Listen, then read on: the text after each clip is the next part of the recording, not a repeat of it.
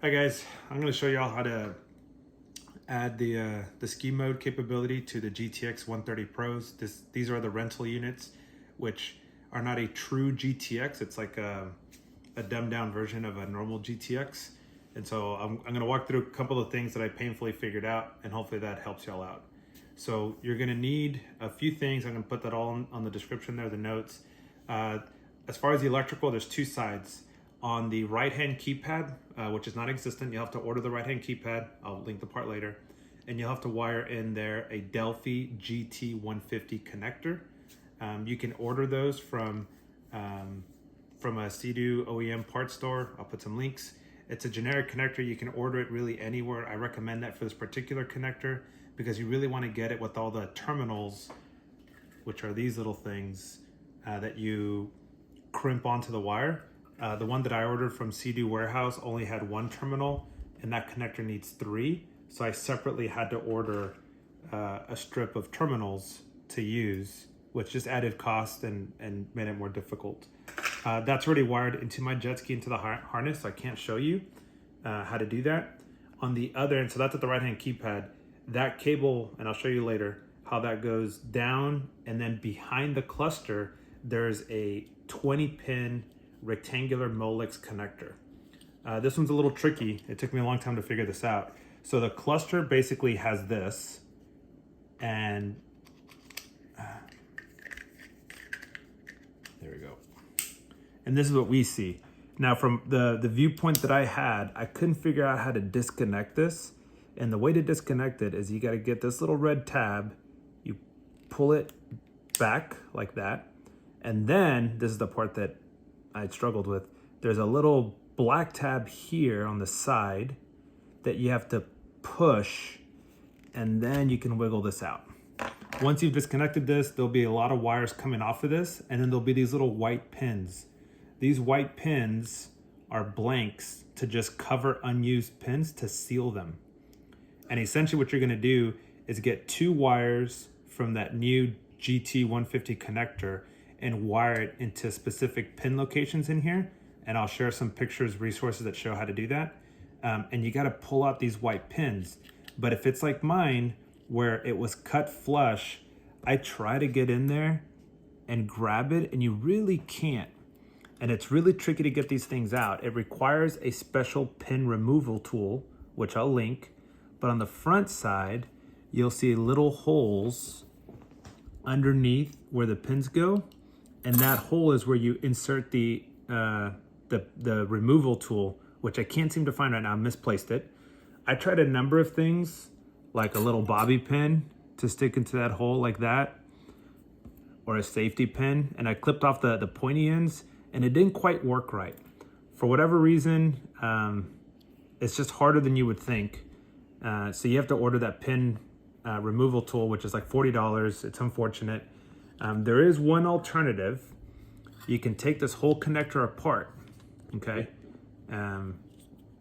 It's kind of hard, but the easiest I found was to get a pick and to come in right in here. And it's harder than you would want it to be.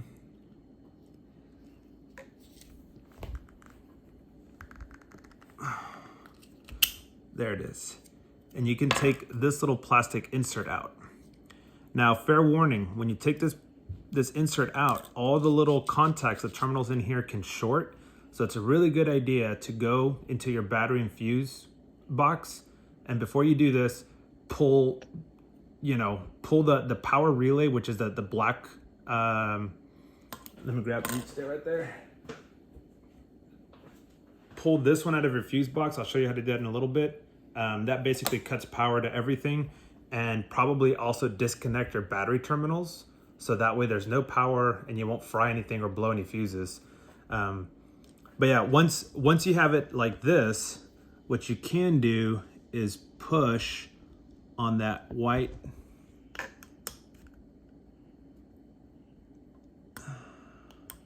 well, easier said than done. There's a little latch that you can lift up. Well, first on the back side, you can slip this right in there and kind of pry that out. that'll give you something to grab a hold of. And you might need 2 people, because you can come in here and lift on the little plastic latch that is holding. It's just really hard to do with one person. I had my wife help me with this. Oh, there it is. Yep, so I pulled it out. It pulled out this little grommet. You can put this little grommet right back in. It's the same thing either way, right? And then this, you know, goes back in, right? As far as I know, it's symmetrical, right? So you can put it any which way. This one is not symmetrical. This one is. The other thing I had trouble with sometimes was getting, so this would be, you know, imagine these are the wires that are coming from the right-hand keypad. We've crimped these little terminals onto it, and you're putting them in, right? And they have to go in a certain way. You know, if you try to go in the wrong way, you'll find that you're just kind of fighting it. It won't go. It's got to go in a certain way, right? I'm just gonna put this back on, and that goes a certain way. Yep. You'll see this little tab goes towards the red tab, so that's back in there. All right. So I'm gonna try to put this in. If you're having a hard time getting this wire in, which I did struggle with, it helps to pop out this little insert, and then you'll hear the click.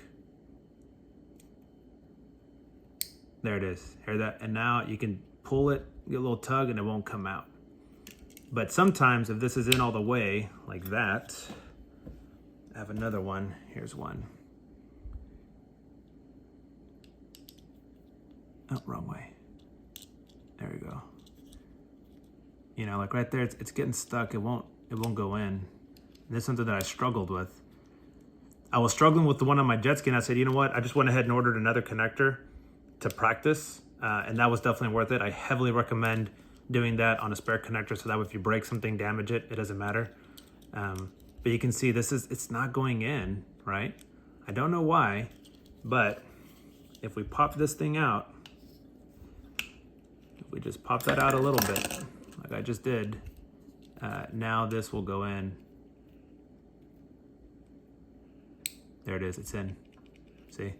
And that's the best way to do it, is to pop it out just a little bit where it still stays in there and it's still isolating the different terminals. You don't want to pop it out all the way like I did earlier. But yeah, once it goes in, then you can click that back in. It's good to go, right? And so again, it's 3 wires at the right-hand keypad. 2 of those wires will go in here. The 3rd wire is gonna tap into one of the ground wires, and I'll show you how to do that out there. You're gonna want some tools. You know, you'll want one of these guys. You'll want the specialty pin removal tool. I recommend it, otherwise you risk damaging the connector. You can make do with this, but it's a little dicey. A good set of wire strippers and crimpers. So this is a special crimper, because these terminals you have to crimp on. And let me show you how to do that. So you'll want to strip off just a little bit of wire. And I'll link a procedure that shows how to do this, but I mean, just that little bit right there. And then if you focus in right here, you'll see that the exposed wire right in there, this part crimps onto the wire, and these back tabs crimp onto the insulation. Now, what I found helpful was to use the kind of plier portion of this and squeeze on this a little bit first. And once it's a little squeezed, then I put it in to the corresponding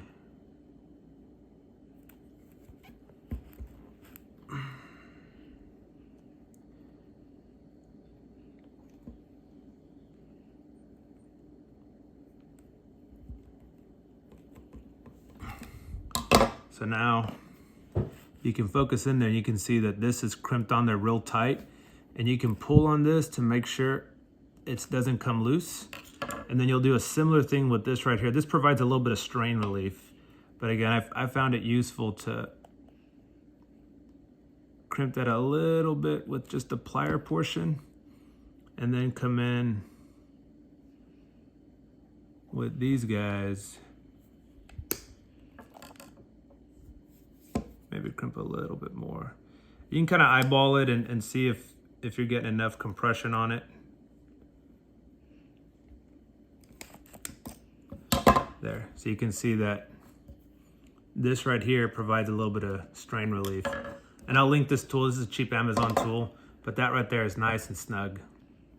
And it's the same tool here will work for the Delphi connector and for the Molex collector. So I'll link this tool and you can build both out. And now I guess I'll show you what to do on the actual jet ski. All right, before we do anything on the jet ski, you want to make sure you don't fry anything. So what I typically do, I'll come in here to the fuse box. I'll pull that the power relay out and then disconnect both battery terminals and you know, still try to do best practices and I guess hope for the best, but it's worth doing those precautionary steps. Okay, before you're able to wire to the cluster, you got to remove the top cover, as you can see, all exposed. I already had that off because I chose to add tilt steering to my GTX 130. This kind of makes it a more true GTX. That's a standard feature on all the other GTXs, but they take it out for the GTX 130 Pro. The idea being that it's safer to ride seated down. By disabling this feature and locking it down, it forces you to ride kind of low. But I like to stand up and look back when pulling a skier. So there's a few parts to do this. I'll link a video that shows how to do it. The parts that they call out on that video are incorrect. I'll put the correct parts on this video. But I strongly recommend this. It's a cheap and easy thing. I like to, like I said, I like to ride standing up when pulling a skier so I can look back. The mirrors are okay, but I like to look back. But yeah, so if you've done that, you've already removed all the plastics, and that's really the hard bit. Once you do that, it's pretty easy. So the left-hand keypad, you'll see here's the Delphi connector that it comes with. You'll notice at the very top is the black wire, right? The connector's coming from over here and the black wire is on top. If you get that same connector and turn it over this way, right, it makes sense for the black wire to be at the bottom. The wiring diagram, it's a little deceptive because they have it drawn at the top. They have it labeled correctly, but they have it drawn at the top. This is the right-hand keypad you'll have to buy. I'll link that part. Here's a Delphi GT150 connector you can buy anywhere. You can see here my makeshift sealant because the little seals that I bought were the wrong ones. They didn't work for me, so I just put a big old blob of hot glue and dielectric grease inside the connector that should hold it. Here are the three wires, right? The blue and the red are gonna go to the Molex connector, the 20-pin Molex that goes to the back of the cluster. And the black wire, we're gonna T-tap into another wire, and I'll show you how to do it in a second. I shrink wrapped all of these just to make it cleaner, and then it routes in there. It's a generous size hole, and then it comes out on the back side. Okay, so now we are at the front of the jet ski, and again, this cover's already been removed. One thing I found useful to give me a little more room, there's some latches down here, one on this side that you pull out, and one on that side that you pull out, and that allows you to pop this up a little bit. That makes it a little easier to get in here, right? But there's that connector that's kind of a pain to disconnect. You gotta pull this tab out, push in here with my thumb, and this whole thing will wiggle out like that. There it is, right? And you can see the little white parts there. Those are the plugs to cap the wires. You can see where I've added in that blue and red wire, right?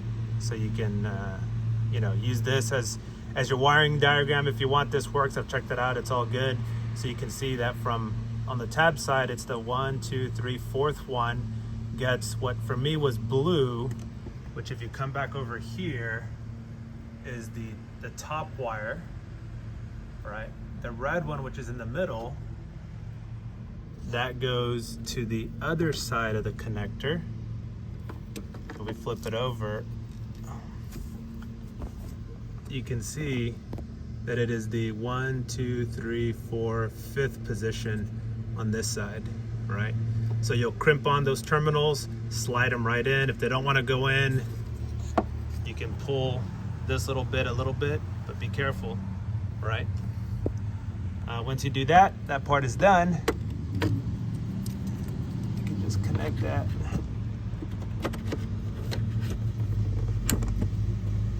And push that back in so it's locked in.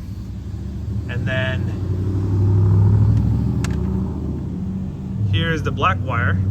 And essentially, per the wiring diagram, you can connect it to a number of different wires, but there's a black wire coming off of here. I'll show y'all here in a second, and the product that I use to make that connection. All right, so there you can see it. I'm on the black wire, which is on pin 2 per the wiring diagram, and this 3-way connector there will let me basically tap into that wire. And what I'm gonna do is I'm gonna fill that up with some dielectric grease. You can get this at any auto parts store or also order it, just to keep it nice and sealed, so there's no corrosion in the long term. I do go on salt water, so playing the long game here. Of course, this is going to be tucked all the way up in there, so I mean, if I got water going up in there, I got bigger problems, right? But moisture, all that, I guess could happen. But yeah, I'll put some of that grease in there. I'll close that connector, and then I'll use some of this wire harness tape and tape it all up, and then I'll show you how that works.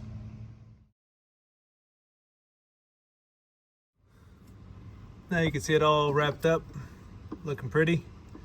So we're just gonna get this and connect it. Make sure you engage that lock. Alrighty, now we'll fire it up and make sure everything works right. Okay, so now that we got the right-hand keypad installed and wired into the cluster, the next thing, you know, most of y'all are gonna wanna try to get this ski module, which I ordered, totally unnecessary. My strong recommendation is to reach out to Reliable Tuning, because whatever that thing does, Reliable Tuning can do for you for free if you buy the GTX 130 to 170 package, which is what I bought. So even though this is a GTX 130 Pro, they've retuned it to be a GTX 170, which is kind of cool. I'm not sure I needed the extra horsepower, but you know, why not?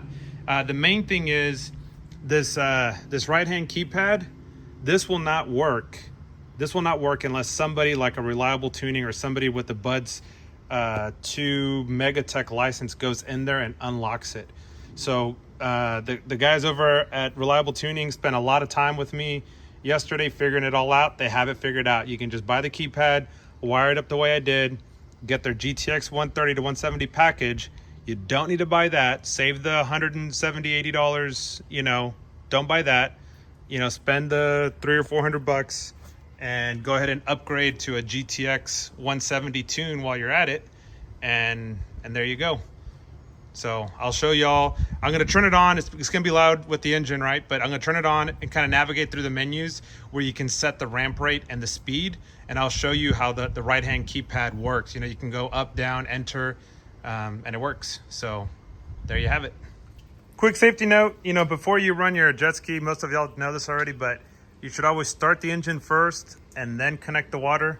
I like to use these quick disconnects, so that way I can do it pretty quickly. I just, you know, start the engine, I walk over here and plug this in, and immediately the water starts flowing. The hose is on, I don't gotta be running back and forth. It's really convenient. All right, I apologize for the noise, but I can only do this with the engine running. So you can see, I come over here and I'm gonna click this while I watch this. Set ramp, set speed. Okay.